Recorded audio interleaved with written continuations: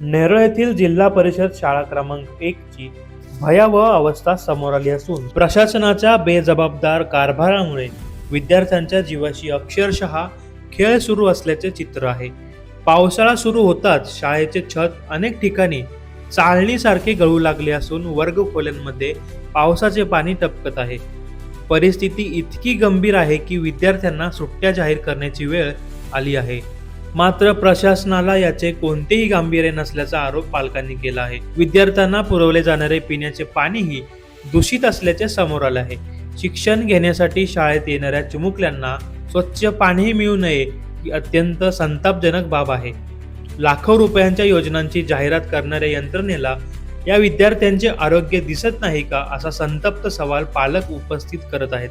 एखादी दुर्घटना घडल्यानंतरच प्रशासन जागे होणार आहे का, असा प्रश्न आता विचारू लागले आहेत. विद्यार्थ्यांच्या सुरक्षिततेची जबाबदारी असलेल्या संबंधित अधिकाऱ्यांनी या शाळेकडे जाणीवपूर्वक दुर्लक्ष केल्याचा आरोप होत आहे. शिक्षण विभाग, जिल्हा परिषद आणि संबंधित प्रशासनाने केवळ कागदोपत्री कामे करून जबाबदारी झटकली आहे का, अशीही चर्चा सुरू झाली आहे. नमस्कार, ही आपली नेरळची जिल्हा परिषद शाळा आहे. आता तुम्ही एखादी पाहू शकता, इथे विद्यार्थ्यांची इथं पूर्णपणे उपस्थिती पाहिजे, पण ते न असण्याचं कारण तुम्ही बघू शकता, वरून पूर्णपणे पाणी गळतंय. आज आपला महाराष्ट्र कुठे पोहोचला, आपला देश कुठे पोहोचलाय, आणि या लोकांनी असे पातेले ठेवले, पातेले हे विद्यार्थ्यांसाठी असे पातेले ठेवले. ही अवस्था आहे का, तर वरून पाणी गळतंय, त्या बादलीत पाणी पडतंय. हे शाळेची सर्व दस्तावेज, सर्व सामान आहे, त्याच्यावर प्लास्टिक टाकून ठेवलंय.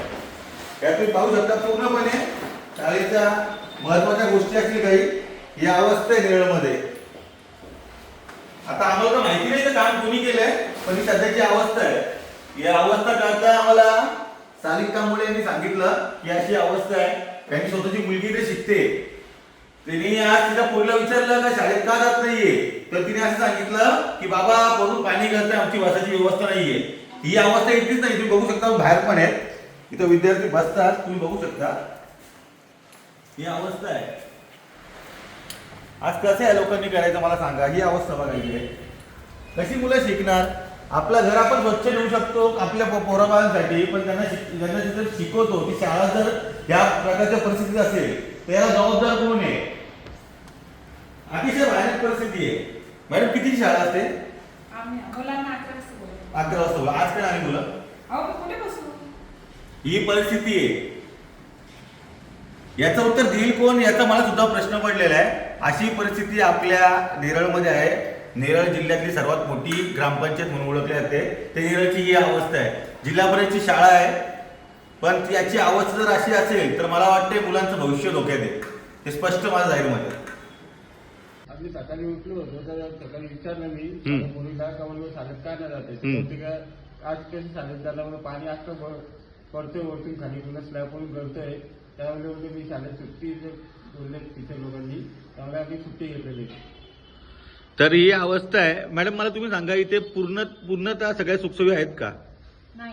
नाही येत. आम्ही पण स्वच्छ करायला सांगितलं, पाणी टाकी साफ करून द्या, टाकी पण देत नाहीये. बघा, ही तुम्ही बघू शकता, इथे स्वच्छता बघा. बघा काय स्वच्छता. यांनी वारंवार विनंती केली. ही अवस्था इथे ना काय आहे बघा. हे काय मॅडम, पाण्याचंच आहे, पण हे पिण्याच्या पाण्याची मशीन आहे बघा. आणि ती मुलं झेडपीची मुलं पाणी पितात हा सर हे. हा, आम्ही त्यांना सांगतो अहो पिऊ नका, आम्ही हा फिल्टर भरून ठेवते ना, मी हा, माझ्याकडे आहे, हा. तिथलं प्या, तिथलं पिऊ नका, खूप घाण आहे, ते टाकी साफच होत नाहीये. म्हणजे उद्या जर मुलांच्या एवढं चिकट वगैरे झाले, त्याच्याबद्दल पण कंप्लेंट केली, अजून नाही. हे बघा, इथे विद्यार्थी येण्याचं हे प्रवेशद्वार आहे. याची अवस्था बघा. जर उद्या इथून कुठला पोरगा जर सटकून पडला, त्याच्या काय इजा झाली, त्याचा जबाबदार कोणी मला सांगा. ही परिस्थिती आहे नेरळ जिल्हा परिषदेच्या शाळेची. काय आदर्श घेणार आपण याच्यामधून, याला जबाबदार कोण, याचं उत्तर तर मला माहित नाही. आता कोण देणार आहे ते सर्व